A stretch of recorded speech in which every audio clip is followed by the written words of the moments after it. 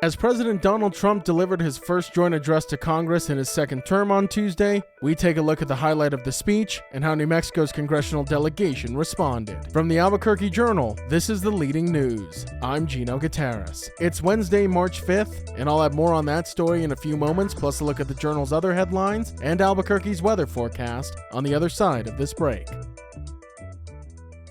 This episode is brought to you by the Kirtland Partnership Committee. For 30 years, we've been dedicated to supporting, growing, and preserving the Kirtland National Security Complex. We work tirelessly to enhance military readiness, foster community partnerships, improve quality of life, and promote economic development right here in New Mexico. Join us in our mission to ensure that Kirtland remains a cornerstone of national security and a key provider of quality jobs and investment for all of Greater Albuquerque. Together, we can make a powerful impact. Kirtland Partnership Committee, proudly shaping the future of our national security for 30 years. 6 weeks ago, I stood beneath the dome of this Capitol and proclaimed the dawn of the golden age of America. From that moment on, it has been nothing but swift and unrelenting action to usher in the greatest and most successful era in the history of our country. We have accomplished more in 43 days than most administrations accomplished in 4 years or 8 years, and we are just getting started.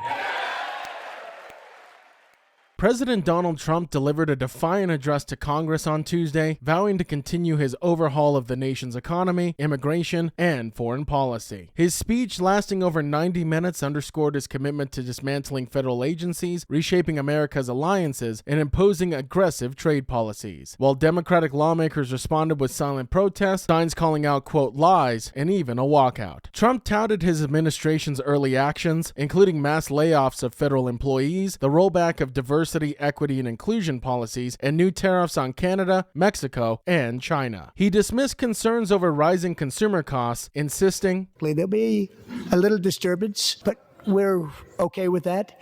It won't be much." While he promised economic relief for working families, he offered few specifics beyond tax cuts and government restructuring. Elon Musk, a key advisor in Trump's push to shrink the federal government, was seated in the House gallery and received a standing ovation from Republicans. Trump praised Musk's effort to expose supposed government corruption, though some claims were met with shouts of, quote, not true from Democrats. The president also called for expanded funding for border security and mass deportations, boasting that his policies had drastically reduced illegal immigration, even at one point quipping, "But it turned out that all we really needed was a new president."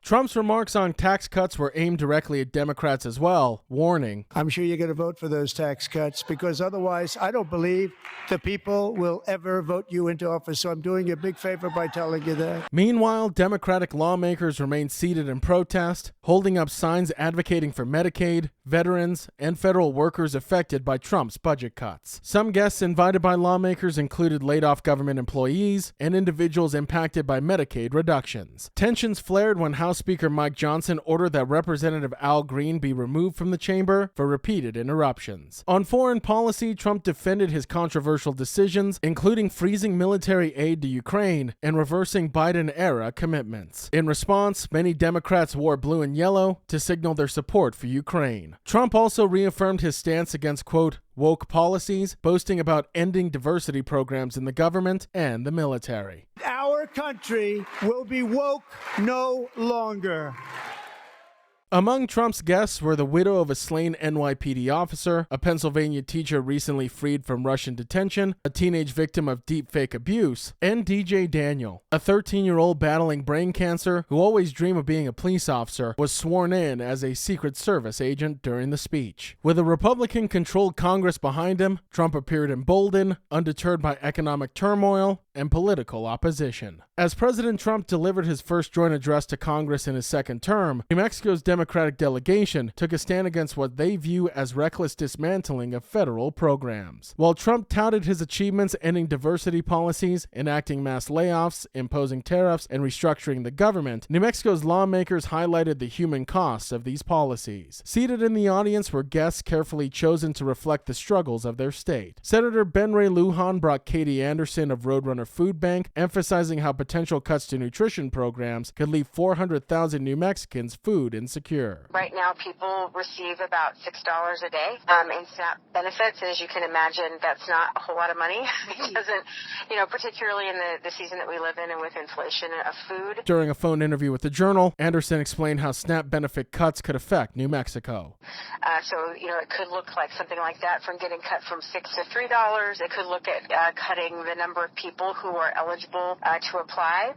Regardless of the method, it would be a really terrible thing. In fact, it's estimated that potentially 400,000 New Mexicans could be impacted if there were any changes to SNAP. And I think the overall number they're looking at is something like $230 billion worth of cuts. Representative Teresa Ledger Fernandez invited Ariel Pines, a longtime Veteran Affairs employee, recently laid off in Trump's government overhaul. Pines had a personal connection to her work. Her mother worked at the VA for 37 years, and her father is a 100% disabled veteran, and her brother and her husband are both in the Air Force. Pines was tracking metrics for the Veterans Integrated Service Network, keeping track of things like how long it takes for veterans to be seen by healthcare providers. We were creating to track processes to make sure that our VAs were more efficient. And at the end of the day, it all had to deal with caring for our veterans. Representative Melanie Stansberry made her opposition clear, holding up a sign reading, quote, "This is not normal." She walked out in protest, decrying the administration's attack on federal institutions. She was joined in defiance by Linda Sunstone, CEO of First Nations Community Health Source. Sunstone warned that cuts to the Indian health services would cripple healthcare access for urban indigenous populations. In a video posted on Representative Stansberry's X account, she explained what the consequences of federal funding cuts would look like. More than 70% of our budget relies on federal funding, so any changes or cuts to federal funding would be very detrimental to the community that we serve. We serve the 55,000 urban Indians that live in Albuquerque, and so already the urban Indian line item only makes up 1% of the total IHS budget, so any additional changes would be extremely detrimental to First Nations Community Health Source, would result in us closing some of our clinics as well as laying off staff, but ultimately it would have an extremely negative impact on the health status of our urban Indian community. Representative Gabe Vasquez's guest, veteran Ronald Cooper, voiced concern over the administration's priorities. As someone who had fought for better veteran services in rural New Mexico, Cooper listened carefully, uncertain of where Trump's policies would leave those who served their country. Inside the chamber, the divide was stark. Republicans cheered as Trump boasted about his aggressive policies, while Democrats remained seated, stone-faced, or in protest. As Trump pushes forward, New Mexico's leaders remain vocal in their opposition, fighting to protect federal support for vulnerable communities. If you like hearing all of the latest news from the Albuquerque Journal here on the Leading News, consider becoming a digital subscriber to the Albuquerque Journal. You can check our show notes for a discount code on a digital subscription and keep up with all the latest news from New Mexico's leading news source. In other headlines from the newsroom, Greg Lujan, the brother of New Mexico Governor Michelle Lujan Grisham, withdrew his consideration for a seat on the New Mexico Highlands University Governing Board on Sunday. His decision came after criticism from lawmakers over the governor appointing a family member to a high-profile public position. Lujan, a junior studying applied science and an employee at the New Mexico Department of Game and Fish, stated that his appointment had become, quote, a significant distraction. He referenced a recent controversy at Western New Mexico University where a $1.9 million payout to the institution's president raised concern about governance. While Lujan expressed confidence in his ability to serve with, quote, dedication and integrity, he ultimately chose to step aside to avoid negative impacts on his family, job, and education. Despite withdrawing, he said he had no regrets about accepting the nomination, which his sister announced on February 3rd. Governor Lujan Grisham encouraged her brother's application due to his perspective as a non-traditional student, but his selection drew scrutiny from some lawmakers questioning the ethics of the appointment. New Mexico Highlands University officials acknowledged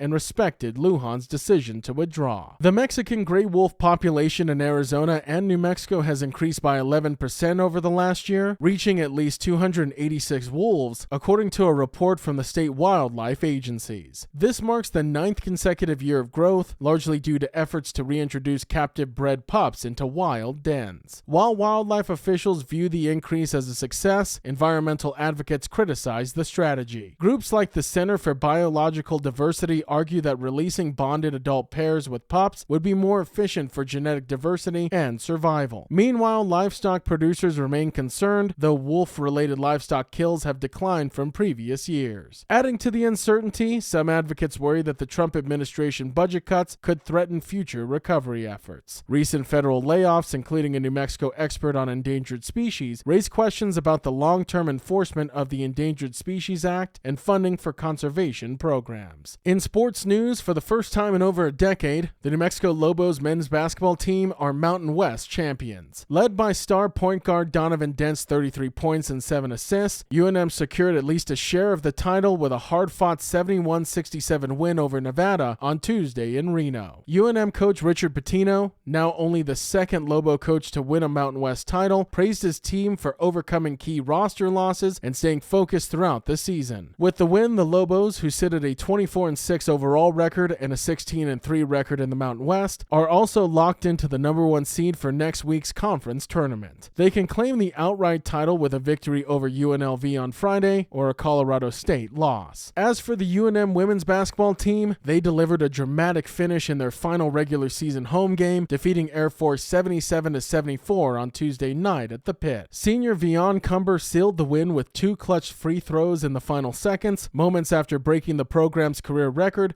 for 3-pointers with her 240th. Destiny Hooks provided the go-ahead layup with 11 seconds left, and a crucial defensive stop secured the victory. The game was tight throughout, with the Lobos sitting at an 18-13 record overall and 11-7 in the Mountain West, holding a lead for most of the night but struggling to shake off the sharp-shooting Falcons. Air Force briefly took the lead in the final 2 minutes, but UNM's defense forced a key turnover before Cumber's game-sealing free throws. With 5 wins in their last 6 games, the Lobos head into next week's Mountain West tournament with momentum. They'll face rival San Diego State in Monday's quarterfinal at the Thomas & Mack Center in Las Vegas. Now taking a look at Albuquerque's weather forecast. Today you can expect sunny skies with a high near 66, and this evening mostly cloudy with a low around 43. To keep up with all the latest news from the Albuquerque Journal, you can visit our website at abqjournal.com. I'm Gino Gutierrez. The leading news will be back tomorrow.